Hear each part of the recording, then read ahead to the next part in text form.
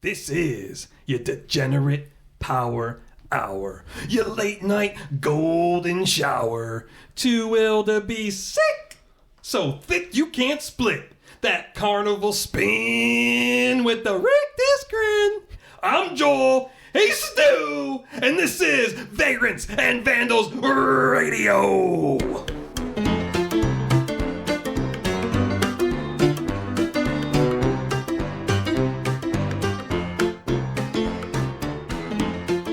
All right, welcome to another episode. Hey. Coming to you once again from my dining room. And Perfect. We are joined, as promised, by my nephew. You want to go by your actual name or you want an alias? We go by my actual name, that's fine. My nephew Austin is in the house. He got a hold of me not too long ago. He was like, hey, I want to come on the podcast. So here you are. Definitely a little nervous, I can report. Oh, yeah. Mm-hmm. During our sound Definitely. checks, he 7, 9, he 7, screwed 6. up counting down from 10. It happens. It happens. So let's delve into it then.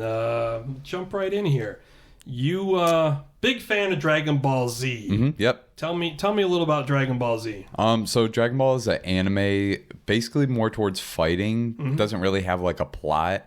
But basically there's a main character named Goku. Basically his journey is to get stronger and stronger. Become a Super Saiyan. Mm-hmm. Comes Cool a ass lot hair. Yeah. of a lot of different enemies, and those enemies kind of trigger his newer transformations to like help him get stronger. So frenemies, enemies, whatever you want to call Like them. Piccolo. They just Yeah, kind of feed off each other. Vegeta, yeah, they're really Vegeta, like best yeah. buds, but like enemies, you know. Hey, do you remember in high school when we all worked at Food Town? Yep.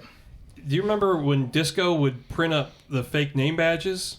Yeah. And we had a bunch, Yeah. like some of us had, it was Dragon Ball Z names. Yeah. I remember I had one, you had one, Aaron had one, Disco obviously had one. And then someone in management was like, where did you guys get those? And we're just like, hey, you know. Yeah, I mean, he also printed off fake IDs too. At one point, Disco. they worked in Canada. It was pretty cool. Nice. All right, so big fan of Dragon Ball Z.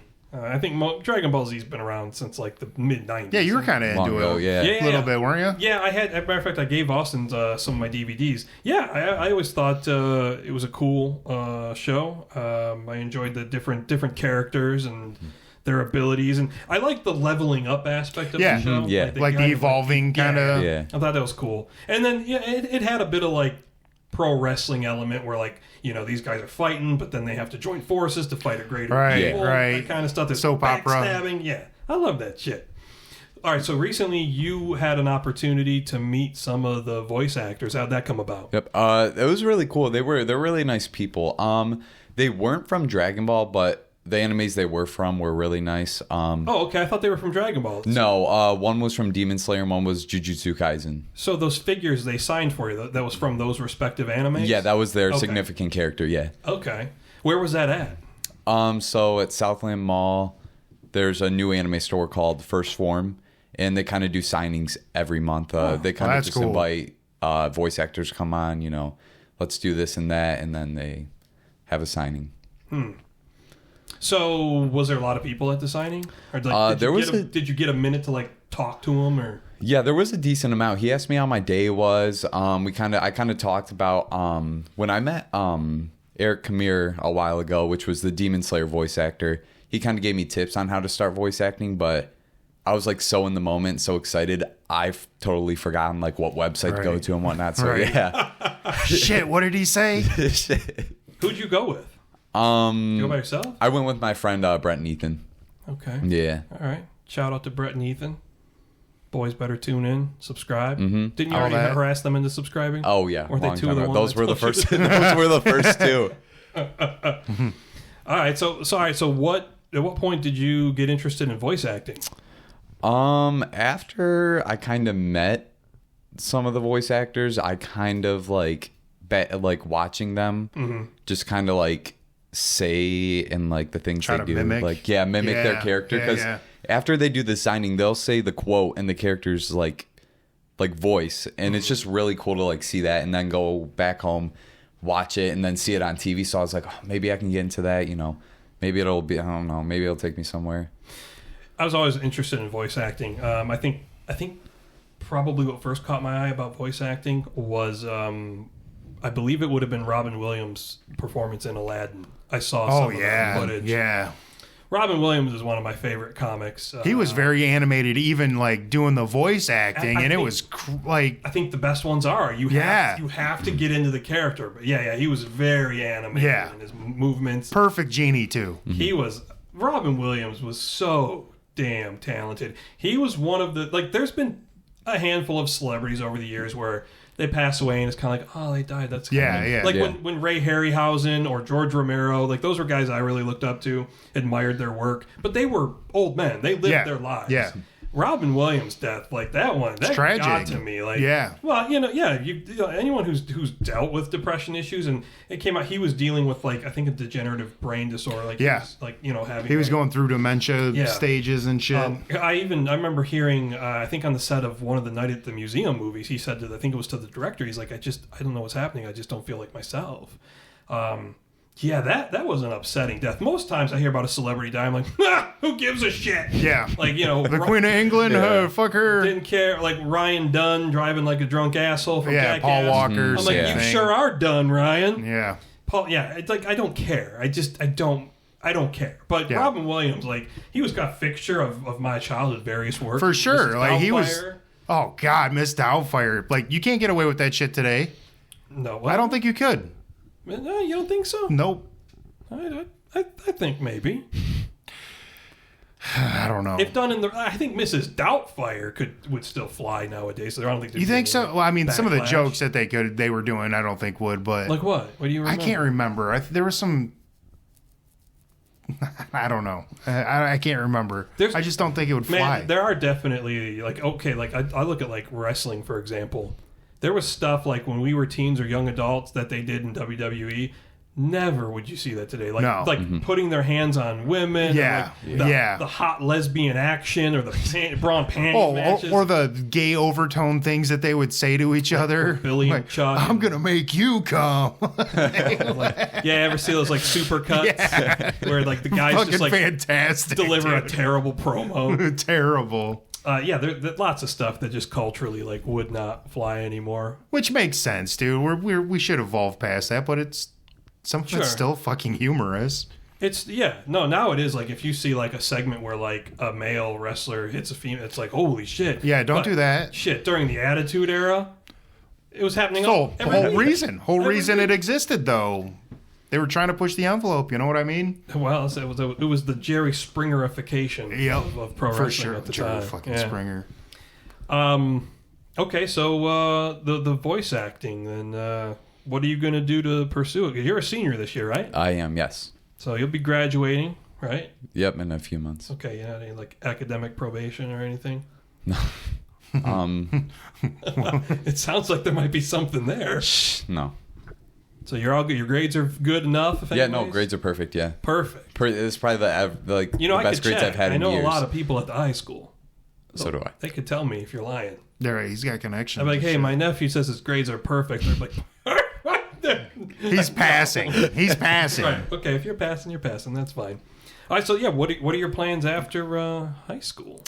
So right now I have 2 jobs. Probably after high school, just probably take a break. Still work, obviously. I coach, so coaching I'm probably going to be doing for a while until I kind of figure out, okay, what I actually need to do as a career. Mm-hmm. Because I feel like if I just jump straight into it after high school, it's just going to I don't know. I feel like I need a break to kind of prepare for.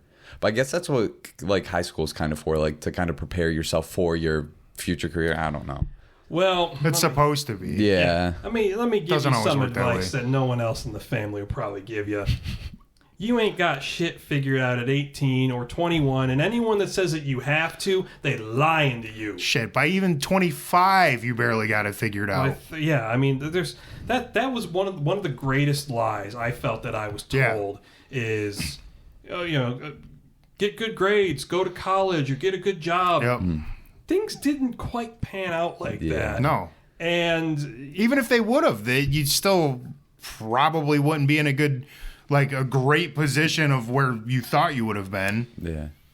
Yeah, I often wonder what I would say to my younger self, like even at 18. Because when I started college at Eastern, nobody in my family, other than my brother who went the year before, had gone. Like, no previous generations had gone to college. Right. So, I mean, my parents really couldn't tell me much about the process, like the enrollment process or anything, really.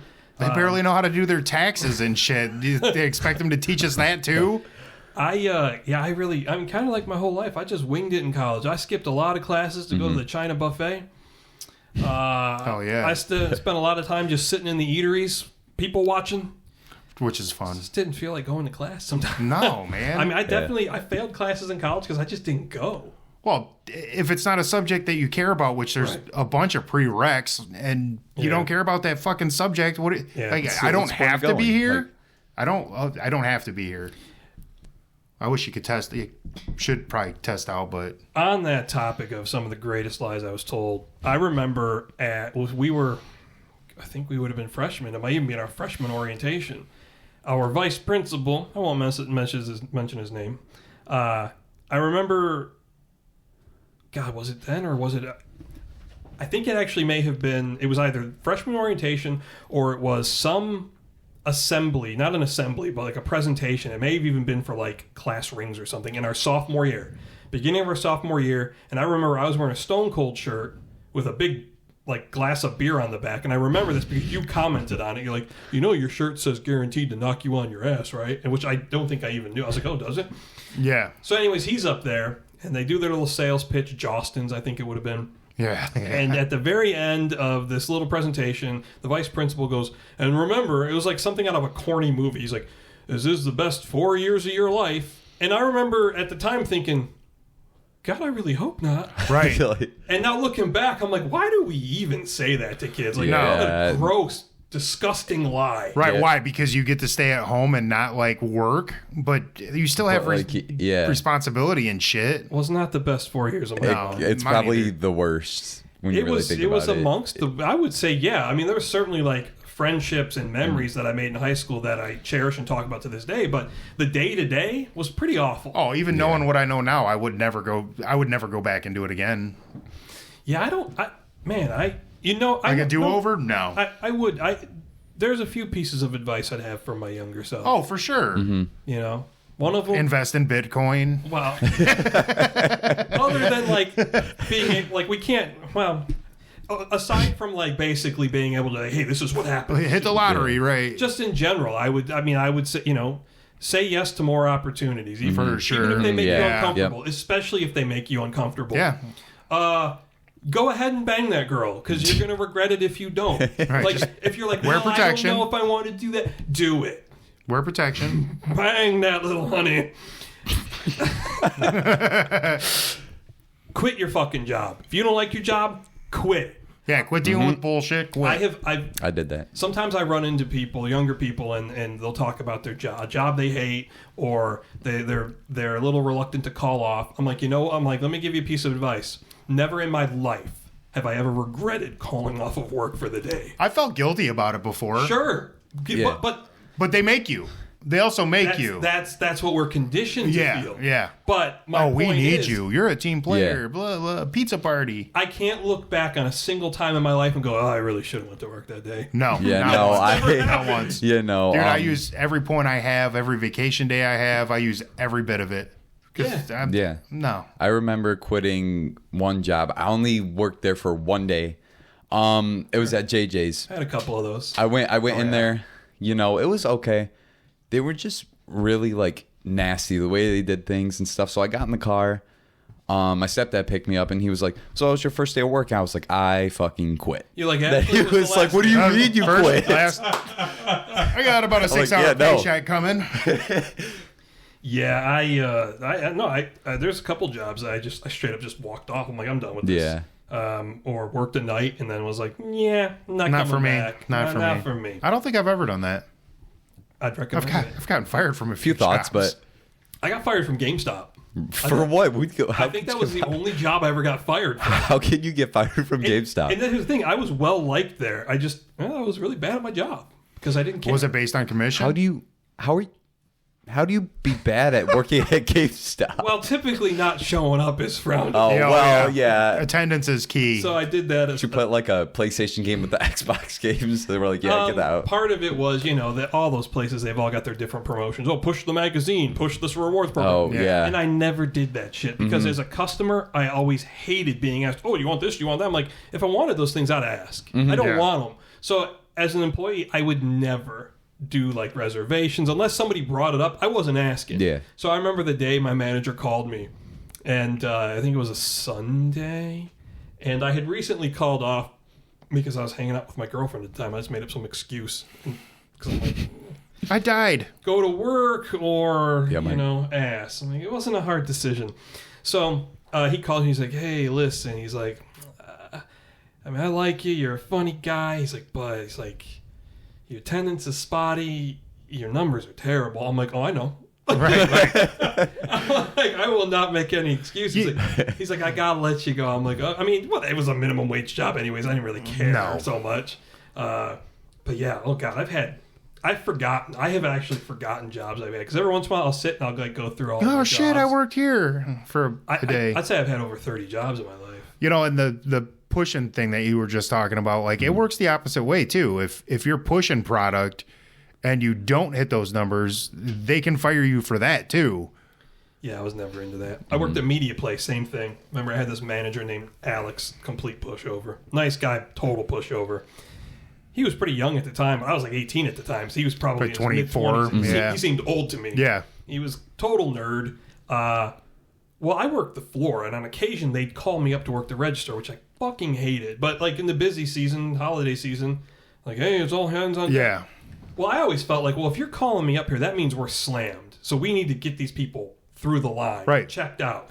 You don't need might have missed a couple barcodes. Well, no, I never did that. But Media Play at the time had like 8 different promotions, depending on if the person bought something that you might have to suggest to them. One was a subscription, like a 6-month trial subscription for free to Entertainment Weekly. Yeah. If they're buying this, remind them to buy batteries. There's like 8 different things. And I was like, I ain't doing any of that. No. Yeah. Well, one time he was standing there with like a little clipboard and he's like... assessing you. Yeah. And so afterward, he was like, hey, you didn't do this. I was like, yeah, I know. I'm like, you're telling me things. I'm like, I didn't do that on purpose. I'm not doing that. Right. Like, generally, I work in the back, asshole. He's like, but it's your job. I'm like, I'm like, not a cashier. And I'm telling you, I ain't doing it. Right. He's like, all right, we'll go back to the floor. I'm like, thank you. Yeah, right. You'll find me out there scanning the video games. Since we're talking about jobs, have you ever told the story about the 5-finger discount? Which one? Which, yeah. I mean, about your mom? Yeah. Yeah, okay. So, it's no secret. When we worked at Food Town, we robbed the place blind. Oh, every day we worked.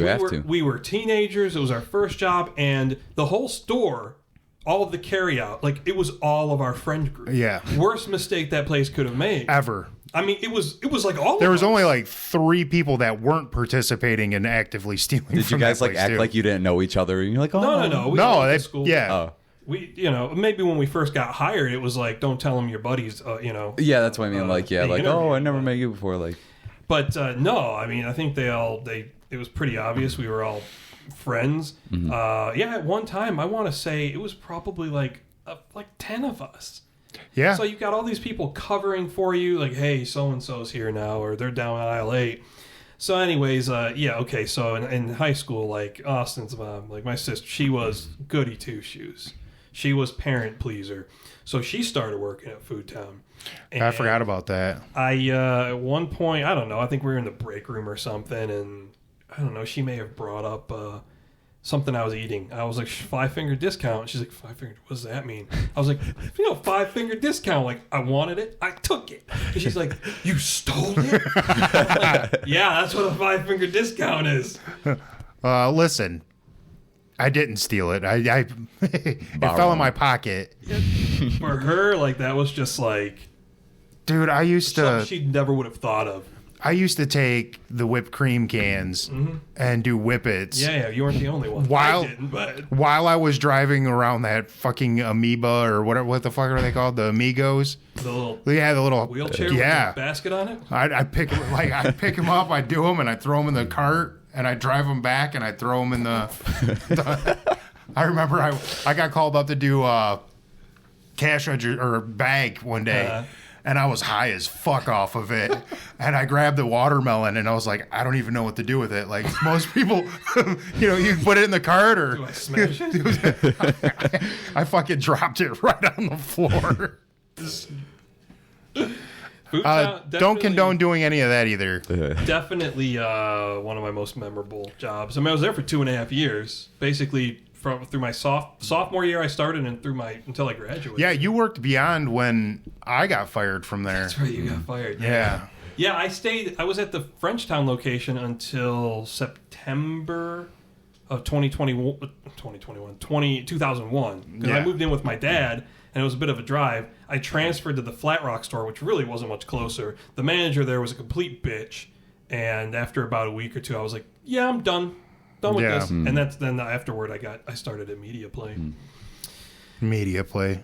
Yeah, Media Play. Neither one of them places exist anymore. No. Well, I think there's a Food Town somewhere. Food Town I think still exists. But yeah, Media Play's definitely gone.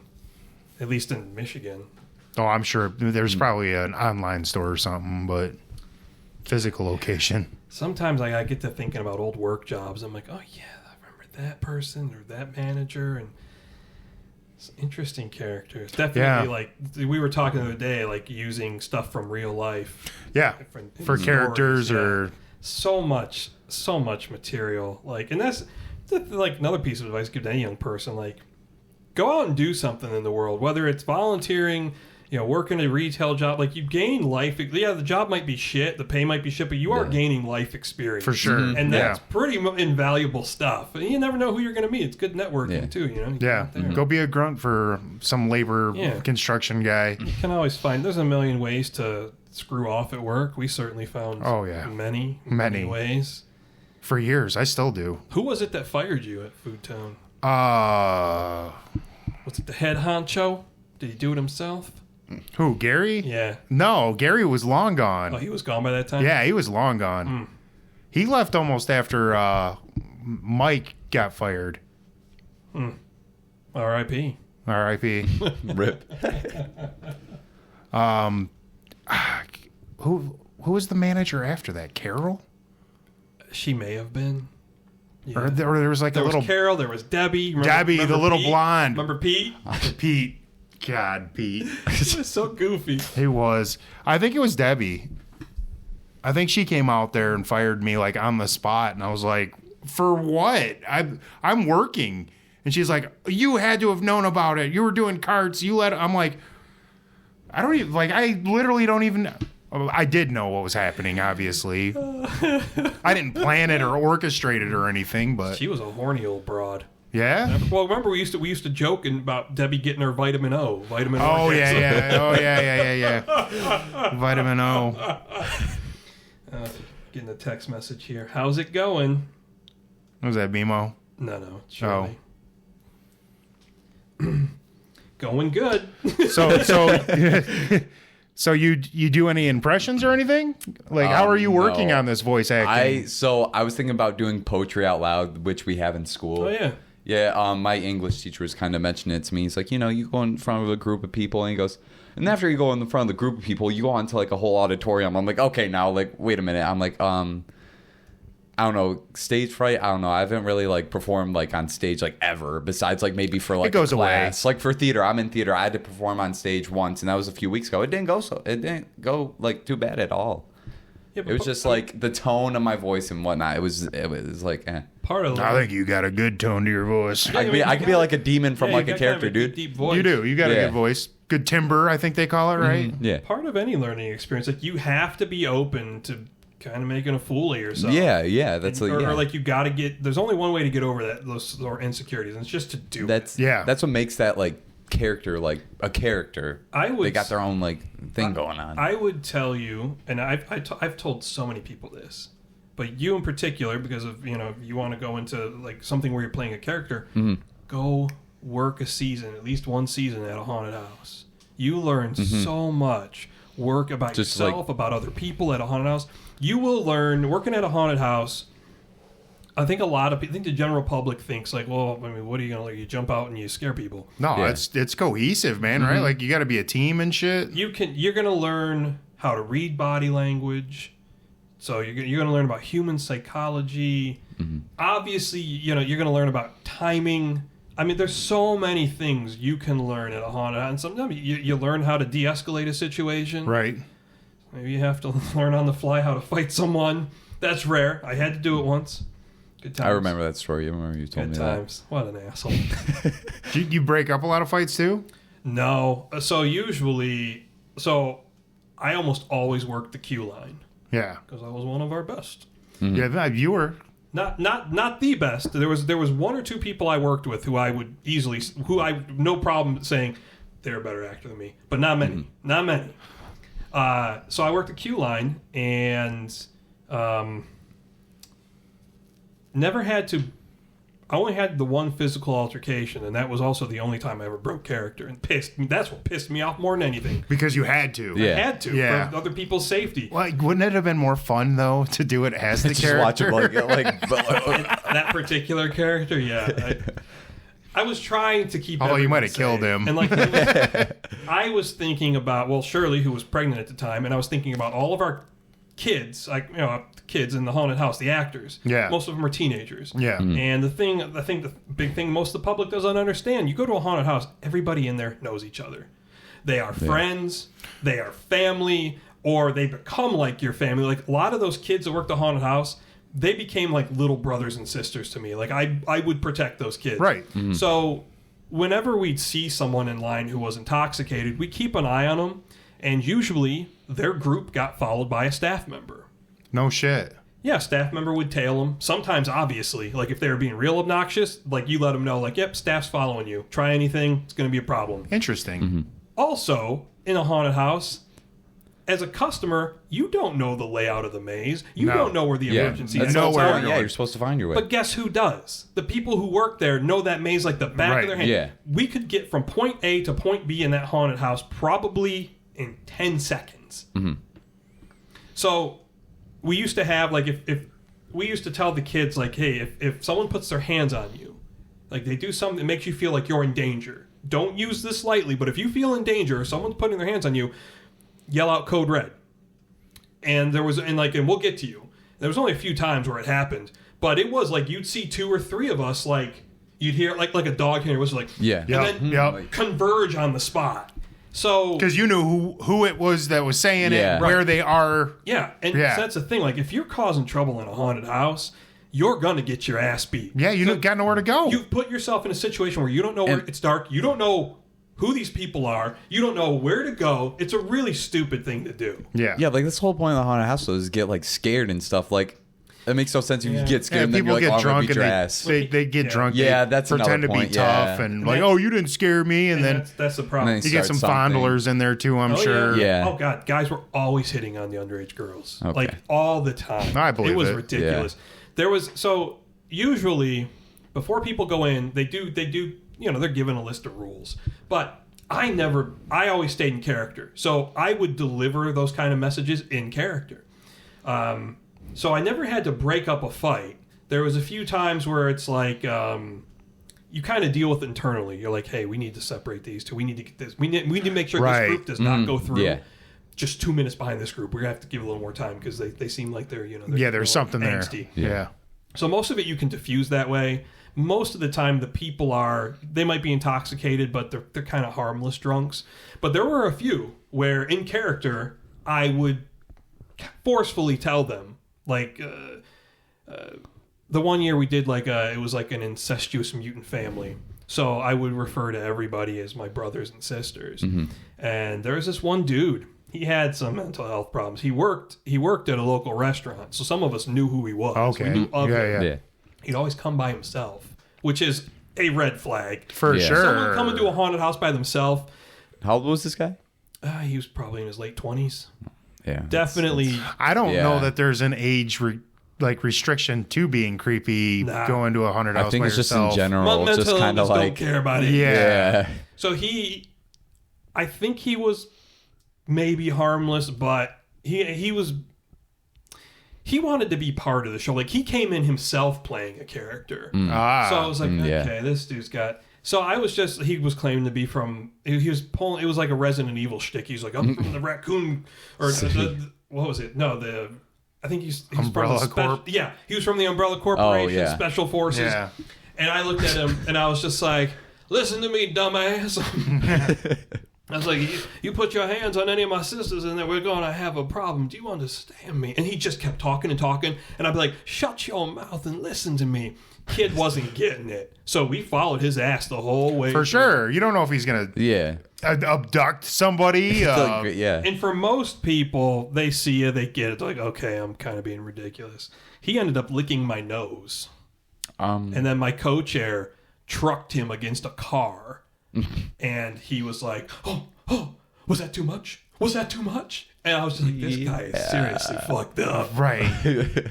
Drugs or just mental health? Mental health issues. He and which is why the only reason he probably didn't get stomped, because he kept moving closer and closer to me, and he had his tongue out, and he was singing the song from Resident Evil 6, and I'm like, I'm standing my ground. I ain't moving. My character you're not was not back. You're not going to scare me. So he just had his tongue out, and he kept getting closer and closer, and I was like, don't do it. You don't want to do this. And then he fucking did it. And I knew the whole time, like, my co-chair and I, Danny, like, we were fucking thick as thieves.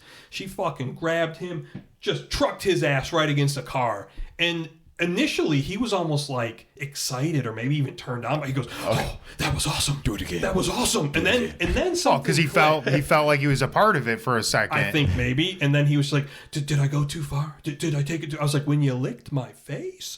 Maybe a little.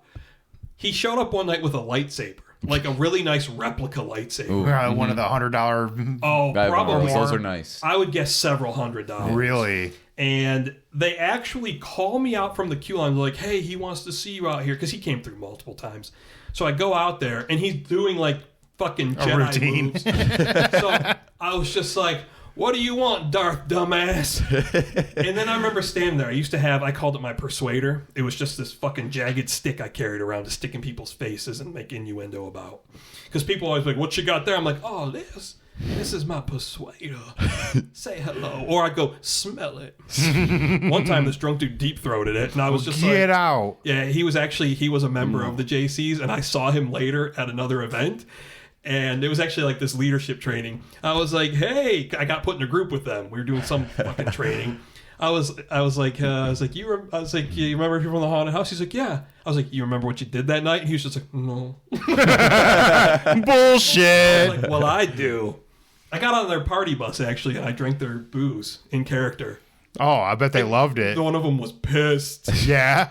I was recording. I was live. I was Facebook living the whole thing, and I was just drinking their booze in character. It was being that character. Vermin was a drug. It was a high that nothing else gave. You were spectacular at it too. That moment, like when I went through with my stepson and his buddy, I was like, dude, he's fucking pouring it on thick. Oh, dude. And it was awesome though. Sometimes when people come in that know you, they try and break you. Yeah. Yeah.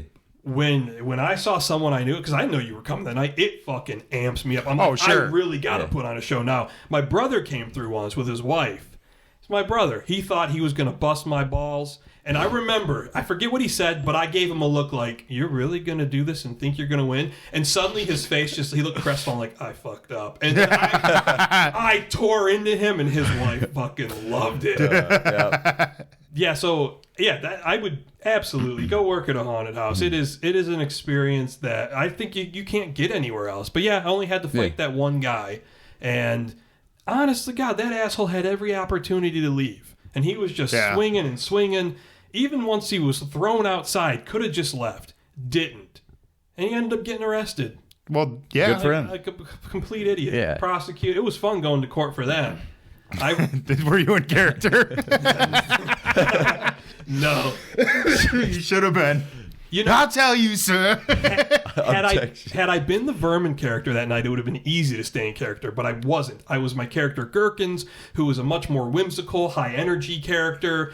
Talks like this. So it's just like, not fitting. Yeah. Right. I'm like, I'm gonna kick your ass. Sound like a mixture of my grandmother and Don Knotts. Right. So I tried to stay in character, but he shoved me twice, and I was just like, get the fuck out. Right. Game over, bud. I went from this falsetto voice to it was what I say. Stupid asshole. But yeah, haunted house, great place to work. And you know what? It's a great place to meet girls if you want. If you're into that. If you're into that. I think you are. It can be. What do you mean? Depends on what the hell does that mean? I don't know. You don't know what it means. No, I don't know. Does that mean you're kind of into boys? Yeah, no. What? It's a fucking joke. Do you have any idea what you're saying right now? You seem very confused and nervous. Definitely nervous. What are you nervous about? I don't know. We're sitting in my. I get nervous about a lot of 45 things. minutes. Yeah. I don't know. Is it Stu? Is he making you nervous? I should. Is it the Absolutely beard? No. It's intimidating. Yeah, it is. If you don't know you, yeah. Yeah. Okay, so let's clarify. And just for transparency's sake, I don't give a shit what you're into. You like girls? Or do you like boys? Or do you like them both? I like girls. I'm not. That was a joke. So you're not into boys? Nope. It's a little fast. All right. So you got any? You got an eye on any of the baddies at school? So there's this one girl that I like. I don't think I'm really gonna talk to her though. She's a foreign exchange girl, so there's Perfect. There's really no point though because she's gonna end up leaving and like long down. That's the point. Exactly. Well, I mean, my friends gave me some ideas. He was like, "We'll just impregnate her." I'm like, "Oh, okay, yeah." I'm like, no, Terrible advice. yeah, no, Don't do that. Stu, yeah, no." Do you remember? Never take advice from like my friends. No. The German exchange student. I can't remember her name, but yes, Vivka. Vivka, Delicious. Vevka. This girl's Italian, so she's from Italy. Dude, what do you? Did you not hear me earlier when I would tell my younger self, "Bang"? Yeah. Mm-hmm. Take the advice. Is she showing any kind of interest in you? Yeah. I haven't really talked to her. She's in. We have the same Spanish class together. I don't know. I'm like, do I do it or do I not? And I keep asking my friends. I'm like, it's a dumbass idea though because my friends aren't gonna give me any good advice. That's true. Even if you make an ass out of yourself, she's going to love it. You got to do it, man. Like, what do you want to ask this girl out or what? I at least like obviously want to get to know her first and whatnot because if she, I was thinking like maybe obviously getting her number and stuff is because for when she leaves you just have some sort of communication. Where she lived? She like as a Italy. host family or something? Yeah. So like every foreign exchange, every time they come here, they have I guess like foster parents for the year, and then they go back home after. This is a question you got to ask yourself. How many times in your life are you going to have the shot at authentic Italian ass? Probably just this one shot. Right. So yeah, go for it. Let's call your mom. Time to call her up. You miss 100% of the shots you don't take. That's true. Wayne Gretzky, Michael Scott. Let's see. Let's call her up. Here we go. Calling my sister. She's definitely going to not appreciate this. But I'm doing it for you guys. for the views. That's right. Doing it. Hello. Hey, what's up? Nothing. Why? What you doing? Don't be recording me. Well, it's a good time to tell you that you're on Vagrants. I'm here with Stu. You remember Stu, of course. Hey. Yes. And I'm also here with your offspring, Austin. Hi, Mom. Okay. Don't corrupt him. Corrupt. Corrupt. Listen, Too late. listen, he's telling us about this Italian girl that he's got his eyes on. Any advice? Yeah, do you have any advice for your son? Nope. No, he doesn't like talking to me about anything. Well, he's a teenage boy, but this is your chance to talk to him. I do have some advice. Don't be taking nude selfies of yourself via Snapchat. Oh, Damn. that's a good one. She just roasted you. That is a good one, though. But where it pertains to this particular young lass, do you have any advice for him? I don't know, bro. You don't know? I gave him my advice. No, you I'm trying didn't. to get in a car, get Emery in the car. He says you didn't give him advice. Not good advice, at least. I always give him advice. He doesn't listen. Well, what's your advice in this It's like- situation? It's like the shittiest advice. I don't know. Take it slow. Because Austin That's- tends to... Well, yeah, you don't See, want to go that's what too you're fast. that's You what get you're friction, you supposed to could do, though. That's blister. just kind of common sense. No, Joel. Oh, that's not what you meant by take it slow. He can't take it too slow. She's going back to Italy. So what are you saying? Like first date, maybe just round first base? Cop a feel? I'm saying Austin tends to want to just be loved by somebody to love somebody, and then he gets hurt when it doesn't work out. Okay, I understand that. I'm trying to fix that. I've been giving the boy the advice. You know, hit it and quit it. That's it sounds like me and you are on the same page. Yeah. Joel? Yeah. I'm gonna get mom. Dad's neighbors are gonna call the cops on me. You what? Dad's neighbors are gonna call the cops because I'm being loud. Who's gonna call the cops? Dad's neighbors. They're not gonna call the cops. Tell them to tune in to Vagrants and Vandals Radio. Everything will be okay. Everything will It be all makes explained. sense. It all I'm on makes the car sense. phone, so don't talk dirty. Emery's in the car. Oh, too late. Oh, I'm on the car phone? What's up, Em? Hey, how you doing?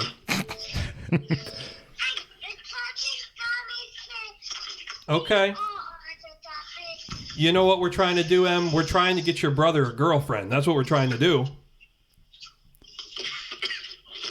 Austin is kind of almost like a 5-stage cleaner.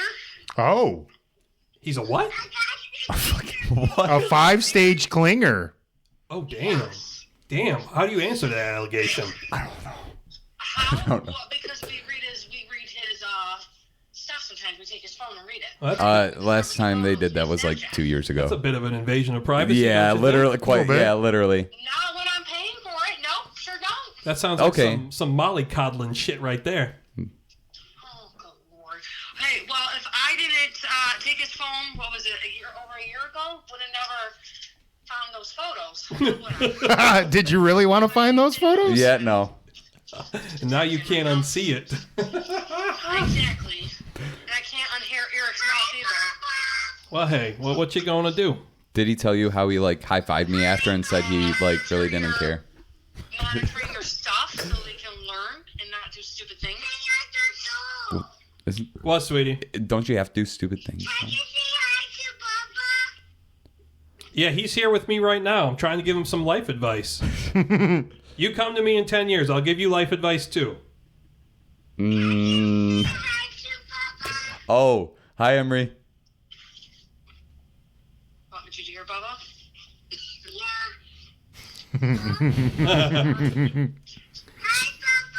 Hi, Emery. So, all right, to conclude this, Sarah, I had like a mini stroke in my brain there.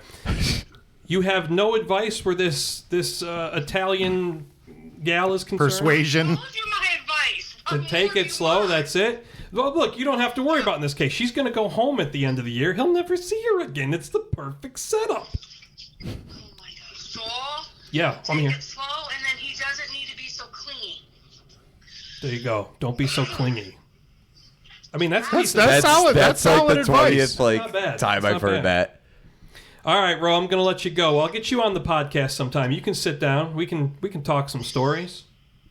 All right, well, if I hear his mouth later, I'll be knocking on your door. Don't come knock on my door. Yeah, I will knock on your door. Listen, just control your kid, all right? Goodbye. Like, call and annoy them and then hang up on them. Yeah. Okay. So, all right. Hey, you've heard what we had to say. Mm-hmm. You're talking to two 40-year-old dudes who are telling you got nothing to lose. Go for it. I got a whole list of chicks through my life that I could tell you I regret not just going for it. Not that, like, I'd still be with them. No. But Yeah. would have had them memories. Yeah. Could have been telling Stu about it. Yeah, I mean, we all got those stories that you got to just go for it. If you go for it and it doesn't work out, so what? But if you don't go for it, you're going to live to regret it because you're like, what if? Yeah. What if? And maybe that what if is just, hey, you know what? You copped a feel. That's still a good story. Okay? it is. Some lore. There you go. What'd you say? Some lore? Some lore, yes. That's right. Some lore. Some lore. That's some of the young people talk. Some lore? Lore, yeah. Lore. Lore? Yeah. Like the origin. Yeah. Folklore? Backstory. Yeah. How I came to be. All right. Now, let me tell this dream I had. Yeah. Dude. Okay.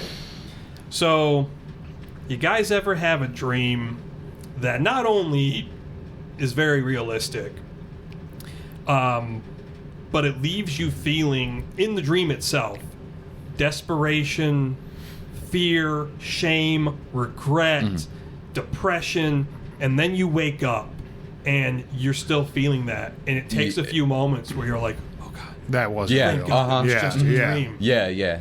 All right. Week or so ago, I have this really disturbing dream that involves Stu. Fuck. So, I don't remember the details of why this came about, but in the dream, there's a scene, you and I are in a basement, and it seemed like we were doing some experiment or some ritual, Oh, shit. and you were like the sacrificial lamb. Nice. So you're laying down on the floor, and I remember you kind of telling me like, no, it'll be fine. Like this'll work. Like whatever we were doing once the process started, you didn't want me to stop it. I was like, okay. Well, you die. It kills you. Whatever we were, I don't even know what we were doing. But then I remember. The next thing I remember is I'm folding your body up and putting you like in a suitcase. Like, You're dead. trying to get rid of my body?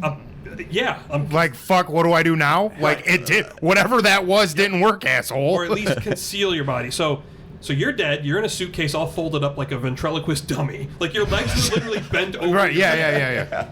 And I'm just feeling like worse and worse in this dream. I'm like, oh my God. Because in the dream, I don't even know what happened, but in the dream, I felt as if I killed you.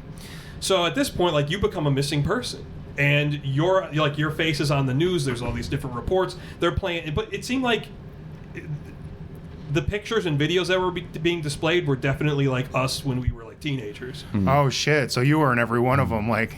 Well, it wasn't. It wasn't like pictures that actually exist. It was just okay. Like we were clearly our younger selves. Right, yeah, okay. So they're like talking like, oh, he's been missing for 3 days, and I was just like, I gotta turn myself in. Like they're gonna eventually like missing. They don't just forget about it. Like people are gonna keep asking, and then like, even 30 years later, maybe they're gonna figure out I was the last person with them.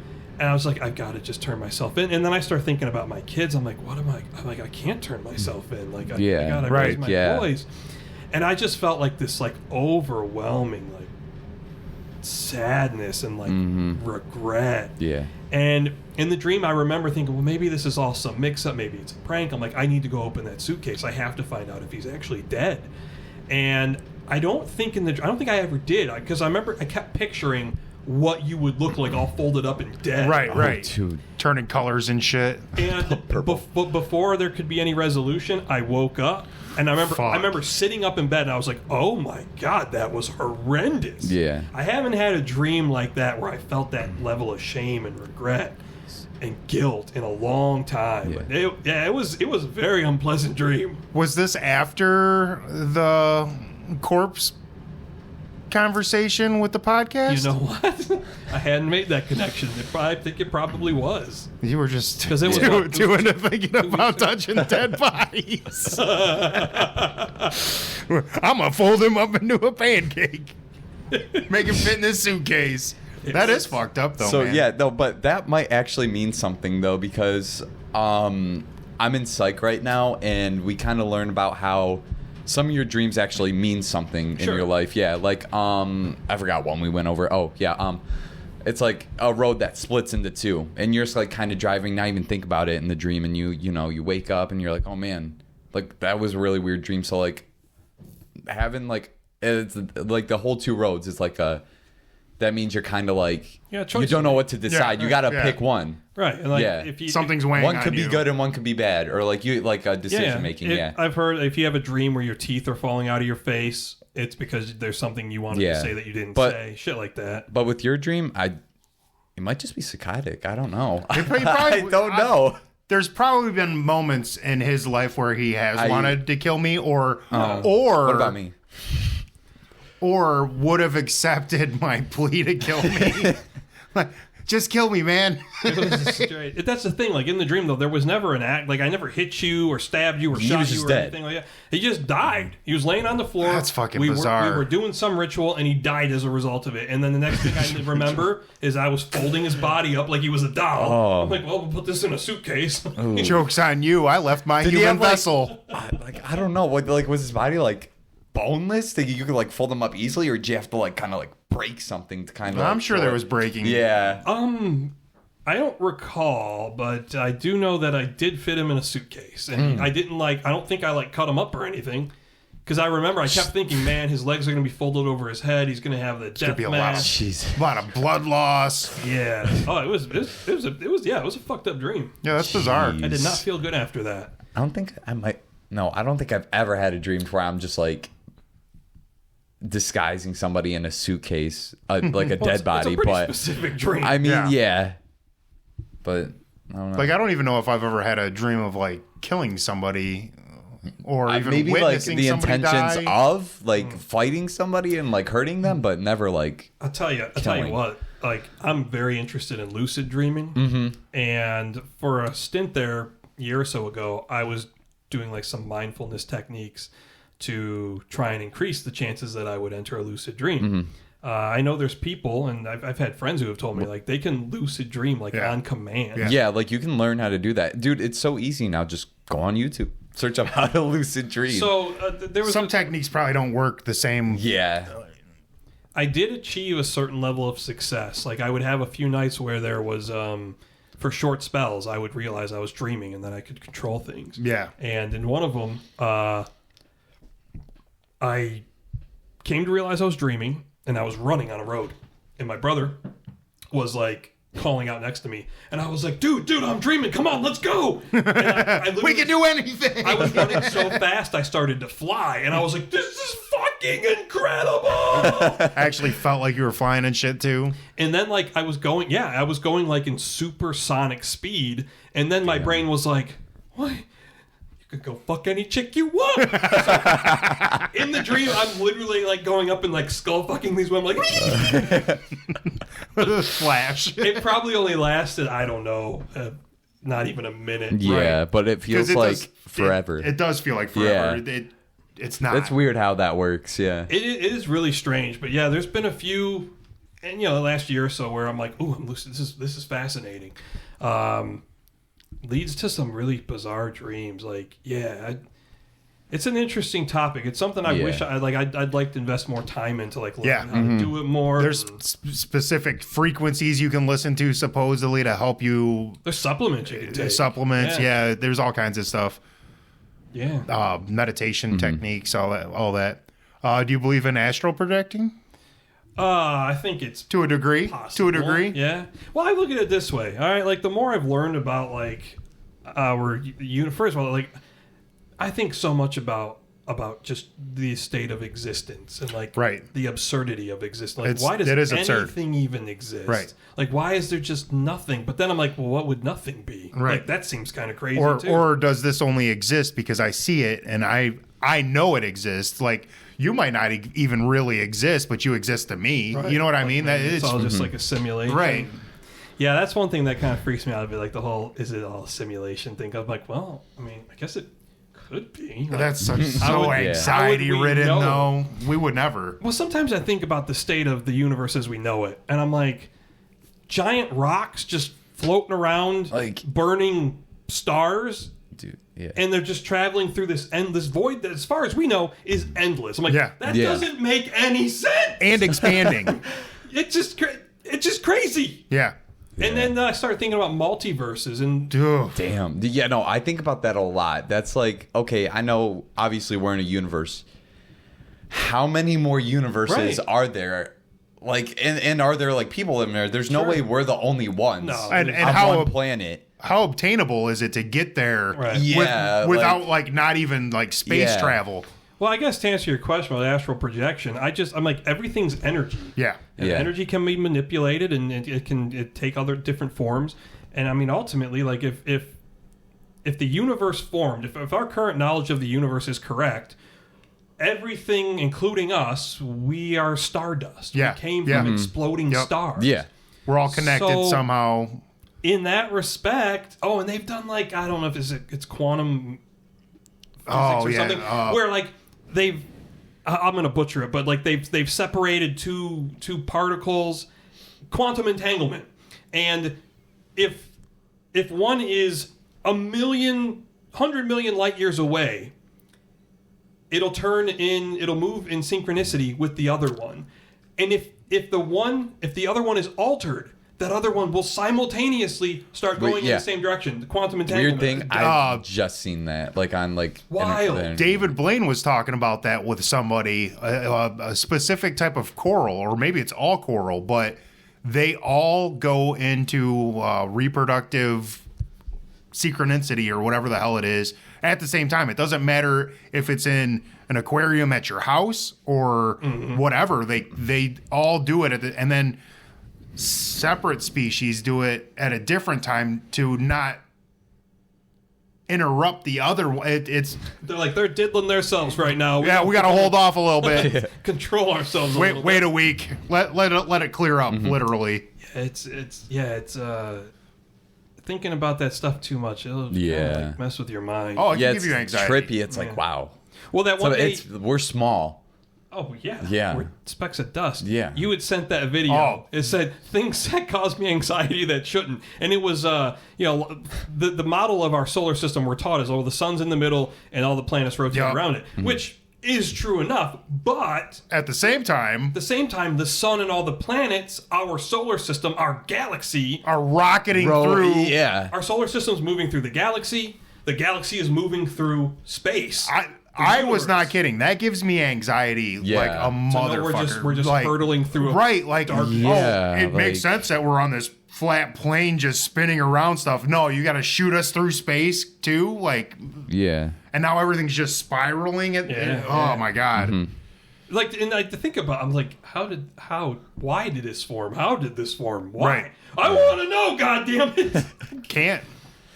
Yeah. It's bizarre. There's actually a theory too that if we create time travel, you won't be able to travel back in time up until the point that device was made. So you wouldn't be able to go see the Kennedy assassination or any of that shit. You would be only able to go. You could go however far into the future you wanted. Yeah. See, I don't know, because if time travel's possible, again, it's some sort of manipulation of energy. Time, space, energy, mass. So I don't know that would matter. I maybe just because it's that blip of time where it didn't exist before. Like gravity didn't exist until it was coined. Yeah, and that's the thing, like, what? The Big Bang as we know it, I'm like, what caused that? And where did all of this material come from? Well, a lot of people would just say God. God did. That's another thing. It is a cop-out. Like, I always question myself, was God like he was just, like, I don't know, it's just a lot. How did he get, like, to become God? Like, how did he create universes and shit? Was he like, I don't know. He evolved like a Super Saiyan. Yeah. But like... He started off on Mars. I've leveled up now. But like, there was like... Fucking destroyer of planets. I want one of our regular listeners. I want Ted weigh in on this. Ted's spiritual, religious. Matter of fact, in the service, Ted was. I might mess up the title, but he was like a minister or a pastor. Yeah. Correct me if I'm wrong, Ted. But I think Ted would have some thoughts on this topic. I didn't know he was religious like that. Yeah, I would say I am. I just like I don't know. It's just like going like I don't know. Just being like a human is just like you sin every day, like. And this is why This is why we got to focus on our earthly delights. Okay. So living in the now. That's right. Living in the now. So you go, listen, God put this girl in your path. If that's what you got to tell yourself, he wants you to have that ass. At least look at it. At least get some. God's telling you to take your shot. You got a side quest right now. That's right. Yeah, my Perfect friends analogy. keep pushing me to do it. But I don't know. Just do it. Let's do it. Your uncle's telling you to do it. And on My that friends note, don't give the best advice though. Okay. I'm not. So I don't- Don't impress. I'm not telling you. The best advice is if you are going to do anything, be like protection. Yeah. Fellas, this has been a blast. We are out of Yeah. time. And you guys know what that means. And remember, be you vagrant, be you vandal, all rascals and rogues, welcome here.